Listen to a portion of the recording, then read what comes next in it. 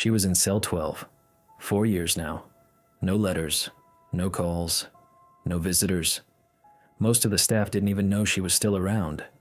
They just called her the 1 in 12. Nobody used her name. She didn't cause trouble, didn't ask for things, didn't speak. During checks, she'd stand quietly, always first at the door, eyes on the floor. If you walked past, you wouldn't notice her. She was there, sure, but she was somewhere else too. Like her body stayed in the room, but the rest of her was buried deep inside, far from all of us. I wouldn't have noticed her either, if it weren't for one small thing. It was a regular inspection, just another walk down the corridor, cell by cell, noise, complaints, the usual. Then I opened the flap on cell 12. She was sitting up straight, unmoving. On her lap, a sheet of paper, folded but not hidden, almost like she wanted it to be seen. I asked for it. She handed it over, silent. A notebook page, 2 columns. Left side, names, men and women. Right side, dates. Some of the rows were crossed out in neat black pen. No titles, no explanation, just names. I almost handed it back when I saw one name. I knew it. A young god. Ours. Died 3 days ago. Sudden. Heart. And there he was, on her list. Already crossed out. Exact date. I looked at her and asked, "What is this?" She stared just below my eyes. Calm. "I'm keeping count." "Of what?" "As long as I'm here, they don't leave." "Who?" She looked toward the wall. "The ones out there." I didn't get it. Took the paper, showed the higher-ups. They laughed, said she was just killing time. "Leave her be. Could be worse." So I gave it back. She said nothing, just tucked it away. A week later, another name, another match, another date. That's when I started watching. Every morning she sat on her bunk, feet down, hands on her knees, fingers moving, forward, 1, 2, 3, 4, 5, 6, pause, back, 5, 4, 3, then forward again, like she was double-checking something inside herself. I asked her once, "What are you counting?" She answered, flat voice, "The number." "What number?" "As long as it stays the same, everything's still in place. No emotion, no story, just fact." Sometimes she counted fast, sometimes slow. One day she froze, didn't move her hands at all. The next day, another name, already crossed out, matched again. I started going into a cell when she was out, cleaning duty. No one questioned it. Under her bunk I found marks scratched into the wall, more names, dates, some rubbed out, some old. They matched her paper. She'd been doing this a long time. Alone. No inmates spoke to her. Not even her cellmates. She didn't talk, but she always knew. Who cried at night? Who got bad news? Who screamed in their sleep? She never asked, never looked out the flap. But still, she knew. Every time something happened, she'd already written it down. Not the future, the present. She just saw it earlier. I started watching her hands. When they moved, it felt calm. When they stopped, something was wrong. Once she messed up the count, repeated it twice. Then 3 days in a row, 3 new names. All of them matched, all confirmed. She didn't whisper, didn't chant, didn't make threats. Just fingers, just silence. And then, one day, I heard her say it. Not to me, not to anyone, just to the room. "As long as I'm here, they don't leave." And for the first time, I believed she might be holding someone. Not with force, not with fear, just by counting. It had been a week since I first saw her list. I kept telling myself it was nothing. Just a weird habit, a quirk, maybe coincidence. Happens all the time in places like this. People leave, people break, people die. But something kept itching in the back of my mind. Not fear, just a quiet buzzing that wouldn't go away. Every morning, she counted. Same routine. Sat at the edge of her bunk, feet on the floor, hands on her knees. Her fingers moved. 1, 2, 3, 4, 5, 6. Pause, backwards. 5, 4, 3. Then again, forward. Not looking, just moving, like she was syncing with something inside herself. One morning I overheard a guard mumble. Heard the mom of that new girl in cell 4 didn't make it through surgery. He didn't say it loud, just in passing. I heard it. So did she. She didn't turn, didn't blink, just froze. Her fingers paused, then kept moving, a little faster. That same afternoon I checked her paper. The name was already there, with the right date. The woman in cell 4 didn't even know yet, but she did. She'd already written it down, already crossed it out. That's when I realized this wasn't random. 2 days later, confirmation. Cell 4 got the news. She broke down, screamed, threw things, standard breakdown. And the woman in 12? Calm, counting. I started keeping notes, writing down what I saw, when she sped up, when she slowed down, when she stopped. And every time, something happened.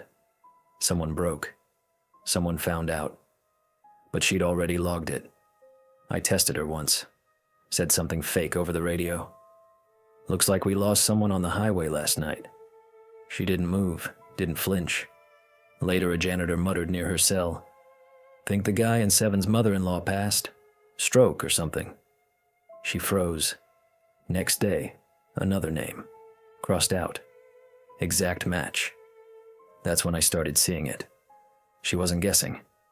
She was absorbing. She listened to everything. Not with ears. With focus. Every phrase. Every whisper. Every offhand comment in a hallway. She collected it all. And counted. I heard her say to a nurse once, "The one in cell 5 cried 3 nights in a row.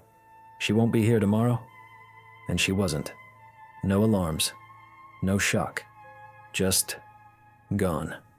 One night, a new officer asked me, "You ever talk to that one in 12?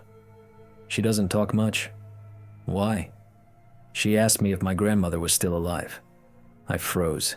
He said, "I only mentioned that once, on the phone, quietly, to my wife." I didn't respond. I knew the answer. Later, a guard on gate duty called in sick. No one had told anyone yet, but his name, already on her list. She wasn't reacting. She was scanning. She was processing. No drama. No show. Just a routine. And I started to think, maybe she wasn't part of the prison. Maybe the prison was part of her. By the second week, I wasn't just observing her. I was studying her. I knew her routine better than my own. When she'd sit, when she'd start counting, when her fingers would pause. I could feel it without even looking. The rhythm of it, the pattern. She wasn't like the others. Where most inmates showed fear or rage, she showed structure. A personal clock that never slipped. I started wondering, what if I broke the pattern? What would happen if I interrupted it? Would she react? Would something change? The first thing I did was rearrange the head count order. Normally cell 12 came 4th. That day, I moved her to 8th. Small detail. Barely noticeable. But when I reached her door, she was already standing. Early. Staring straight at the slot. Not aggressive. Just alert. And that day, for the first time, she didn't count. In the morning, she sat as usual. Hands on her knees. But her fingers didn't move. Not once. Just stillness. I asked, "Everything okay?" She didn't respond right away. "No." "What's wrong?" "The cycle's broken. I wasn't in the right place." "That matters?" "Yes." I didn't press. Just walked out. But I couldn't shake it. The next day, again, no counting. That evening, 2 names showed up. 2 people gone. 1 inmate. 1 kitchen worker. Both confirmed. I couldn't explain it, but I felt it. It was connected. So I pushed further. I took her paper. She was out on yard. I slipped in, took the list. hid it in my own files, inventory sheets. Nothing dramatic, just enough to throw her off. When I came back hours later, she was sitting still. No counting, no movement, just empty. I asked, "Something wrong?" She turned her head slowly. "It's gone." "What is?" "The list." I didn't lose it. I didn't reply, just left. That evening, I slipped the paper back under her door. No thanks, no questions. Next morning, she counted again, but it wasn't the same. It was fast, rushed, uneven, like she was catching up. That day, another name, then another, all matching, all real. I started to realize her fingers were a kind of meter. When smooth, stable. When fast, something was off. When they stopped, it had already happened. And for the first time, I wondered, what if she's not watching the prison? What if the prison is leaning on her? A few days later, I came into her cell for a routine check. Everything was clean. List was there. She was counting.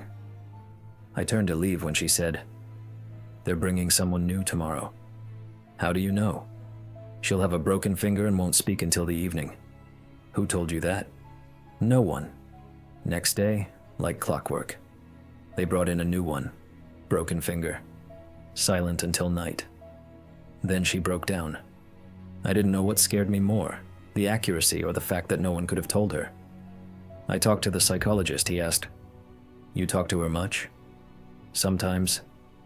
"Who do you think she is?" I said, "She's not just an inmate. She's holding something together." He laughed like I was joking. I didn't continue. Next time I visited her, she was counting, steady, calm. I asked, "Why do you do it?" "To prevent disruptions."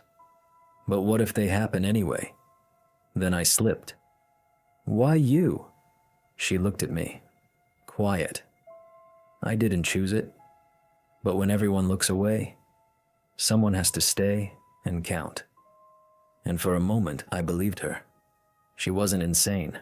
She wasn't magical. She just took on what no one else would. After she described the new inmate, broken finger, silence until evening, I knew I couldn't keep calling it coincidence. This wasn't instinct or madness. It was something else. She wasn't guessing. She was collecting. I just didn't know how. One day, she went to the infirmary for a checkup. Rare. I knew I had a window. I stepped into her cell, not looking for dirt, just clarity. Everything was neat. Bed made, room silent. Under the mattress, a thick notebook. Not like her regular pages, dark cover, no title, old paper. I opened it and froze. On the first page, grids. They looked like a map of our block, cells as squares, each marked dots, arrows, lines. Some had initials, others dates, small notes. Cried, didn't eat, talked about father. Next pages, lists. Who talked to who shared space, what was overheard. I flipped carefully. Some pages were half erased, others marked in pencil, but it was clear. She had built a network, not the official one, the one behind the curtain. Example entry, 0704, Cell 4, passed rumor via janitor. Cell 5, cried at night. Cell 6, skipped meal. Cell 9, tore blanket. Arrow, toward Cell 12. As if she was tracking signals, confirming patterns. This wasn't the notebook of someone unstable. It was the notebook of a data analyst, someone monitoring a closed system. She knew early because she noticed what no one else did. She didn't need the news. She saw who was breaking before they broke. Tiny things, a delay in laughter, a shift in sleeping posture, a tray left full. She logged it all. When 3 or more signs lined up, she marked a name, on paper, or in her head, maybe both. I left the cell. No one noticed. Just another walk. 30 minutes later, she came back, sat down, started counting. Like always, I stood outside, watching her hands. 6 forward. Pause. 3 back. And I realized this wasn't ritual. It was reporting. Not magic, just matching signals. Later, I heard her speak to a nurse. In 9, laughter, not hers, came from 3. That means something cracked in 3. The nurse didn't get it, but I did. It wasn't guessing. It was behavioral mapping. I wrote one sentence in my own notebook. She sees the break before the crack. Next day I asked her, "You built all this yourself?" She didn't answer, just said, "Everyone does what they're good at. Some hit, some endure, some count. And if you stop, then no one will know when it starts to fall." I didn't argue. I just stayed by her door, longer than usual. And for the first time in weeks, I wanted her to keep going. She started wearing down. You wouldn't notice it right away. Only if you watched her every day like I did. She used to sit straight. Now she slumped just a little. Her fingers, once steady, slowed. Not sick, just tired. I tried not to interfere, but I caught myself listening more, not to the cameras but to the silence inside hers. And that silence was changing. Not louder, not darker, just off. Then came 3 days. No counting. Morning, afternoon, night. Nothing. She sat, hands on knees, blank. 4th day I stepped in. Routine check, my excuse. She sat with the list in her hands, blank. I asked, "You gave up?" Long pause, then I lost count. Of what? Myself. What do you mean? I don't know how many I'm still holding, or if I'm holding any at all. I didn't respond. She added, "If I mess up today, it won't be 2. It'll be more." Why? Too much is hanging. No one picked it up. Everyone listens. No one counts. I didn't try to argue. Didn't say coincidence. I didn't believe in those anymore. Later, that evening, she spoke to me not like a prisoner, but like a person. She sat closer to the door, said, "Cell 7. Something's changed. For 3 nights now the silence is different. Not outside, inside." I asked, "What kind of different?" Not crying, not shouting, just pauses where there used to be breath. I didn't say anything. I went, sat near cell 7, didn't speak, didn't enter, and I heard it. Not noise, not absence, but a kind of fading, like someone was slowly pulling themselves away from the world. Next day, I told her, "You were right." She nodded. "You didn't hear sound. You heard connection." What does that mean? It means you can count. I didn't understand at first. Then I understood too much. That night, I stayed longer. Sat near her door, notebook in hand, empty. Silence. Then her voice. "Start with 3. Why not 6? 3 is minimum. 1 breaks, 2 follows. 3 is the last chance," I wrote. Cell 4, eyes darker than before. Cell 7, talking to herself. Cell 9, skipping meals. Cell 3, avoiding the light. I didn't know what I was doing. I just noted, like she'd passed something into me. Something heavy, but needed. Next morning I checked in. She was asleep. Really asleep. No tension, no paper in her hands. I let her rest. Since then, I don't laugh when people say she could feel others. She didn't feel. She read. And then, she passed it on. Now every time I walk the block, I know. If I don't look closely, no one will. If I don't hear the silence, no one will. If I don't start counting, this whole place begins to fall. Not because I'm chosen, but because that's how the system works. Someone has to monitor the things you can't touch, so the things you can don't disappear.